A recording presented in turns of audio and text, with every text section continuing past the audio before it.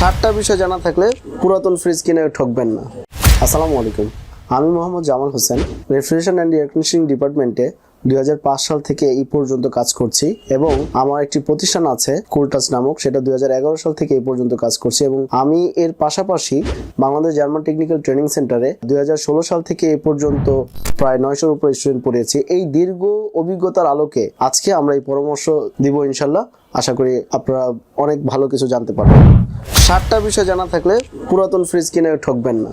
পুরাতন ফ্রিজ কেনার জন্য যে 7টি বিষয় জানা খুবই জরুরি, তো আসুন আমরা এক এক করে জেনে নিই। তো নাম্বার 1, ফ্রিজের সবচেয়ে গুরুত্বপূর্ণ যে বিষয়টা থাকে সেটা হলো কম্প্রেসার। আপনারা ফ্রিজটাকে টেনে সামনে এনে আপনার পিছনে দেখবেন যে কম্প্রেসারটা এটা কাটা কিনা। যদি কাটা কম্প্রেসার থাকে তাহলে কম্প্রেসারের চারিদিক দিয়ে আপনার ঝালাই করা থাকবে। যদি ঝালাই করা থাকে তাহলে ওই রেফ্রিজারেটরটা আপনারা কিনবেন না। এবং যদি অরিজিনাল কম্প্রেসার থাকে তাহলে ওখানে ঝালাই থাকবে না, কোম্পানির ফিনিশিং করা থাকবে, ওটা আপনারা দেখলেই বুঝতে পারবেন। তো ওই ধরনের রেফ্রিজারেটরগুলো বা ফ্রিজগুলো আপনারা কিনবেন না। তো নাম্বার 2, ফ্রিজের সবচেয়ে গুরুত্বপূর্ণ বিষয়, যখন ফ্রিজটা অনেক দিন চলে, দীর্ঘদিন চলার ফলে এর ভিতরে আপনার পলিইউরেথেন ফোম থাকে এবং এই ফোমগুলো ড্যামেজ হয়ে যায়। তো ড্যামেজ হয়ে গেলে ফ্রিজের ভিতরে এবং বাহিরে ঘামায়। তো আপনি কিভাবে বুঝবেন? তো ফ্রিজটা আপনি কি করবেন, কাস্টমার যার থেকে কিনবেন বা যে ফ্রিজটা বিক্রি করবে তার ফ্রিজটাকে আপনি লং টাইম চালাতে বলবেন।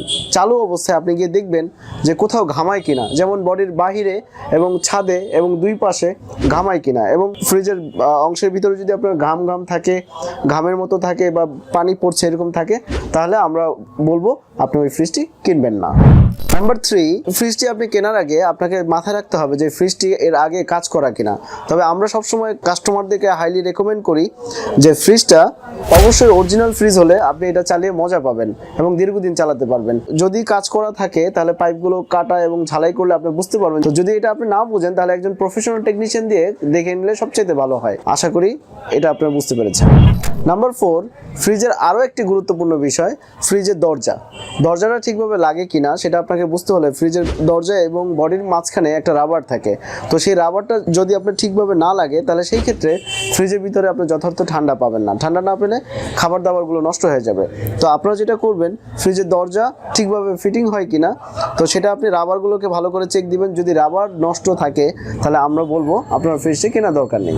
নাম্বার 5, ফ্রিজের আরও একটা গুরুত্বপূর্ণ বিষয় যে ফ্রিজের যে মরিচা পড়া যদি থাকে তাহলে সেই ক্ষেত্রে দেখা যাবে আপনি ফ্রিজটি বাসায় কিনে নিয়ে আসলেন, ফ্রিজটি ভালো অরিজিনাল, কিন্তু কেনার পরে দেখা যাবে কিছুদিন পরে দরজাটা খুলে পড়ে গেল, তখন এটা আপনার জন্য আরও কষ্টদায়ক হবে।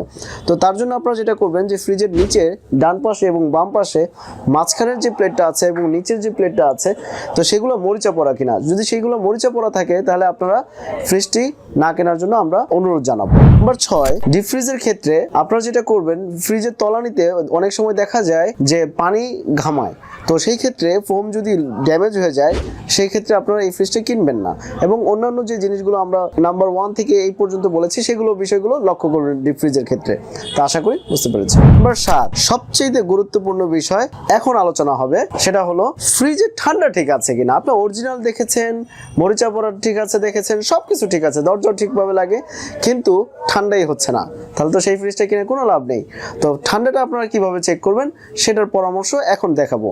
তো সেটা হলো, আপনি ফ্রিজটি অবশ্যই 24 ঘন্টা চালানোর জন্য যার থেকে কিনবেন তাকে বলে রাখবেন যে ফ্রিজটি আমি 24 ঘন্টা চালানোর পরে আমি এসে দেখব। তো প্রথমত আপনি যেটা করবেন, 1/2 লিটারের একটা পানির বোতল রেখে দিবেন এবং 1/2 লিটার পানির বোতল যেটা আছে সেটা 24 ঘন্টা পরে এসে দেখবেন যে ওই পানিটা যদি বরফ হয়ে মাঝখান দিয়ে বরফটা ফাটল ধরে তাহলে আপনারা বুঝতে পারবেন যে আপনার ফ্রিজের ঠান্ডাটা পারফেক্ট আছে। এবং নর্মালের ক্ষেত্রে দেখবেন যে খাদ্যদ্রব্যগুলো নর্মালি ঠান্ডা হয় কিনা, খাবারের কোনো গন্ধ আসে কিনা। যদি এই দুইটা বিষয় দেখেন আশা করি আপনারা ফ্রিজ কিনে কখনোই ঠকবেন না ইনশাআল্লাহ। যদি এই পরামর্শগুলো আপনাদের ভালো লাগে আপনাদের এই চ্যানেলটি সাবস্ক্রাইব করবেন এবং শেয়ার কিন্তু করে সবাইকে জানিয়ে দিবেন, এটা আপনাদের দায়িত্বের মধ্যে থাকলো। ধন্যবাদ, আসসালামু আলাইকুম। দক্ষ হয়ে বিদেশ যাব। We are from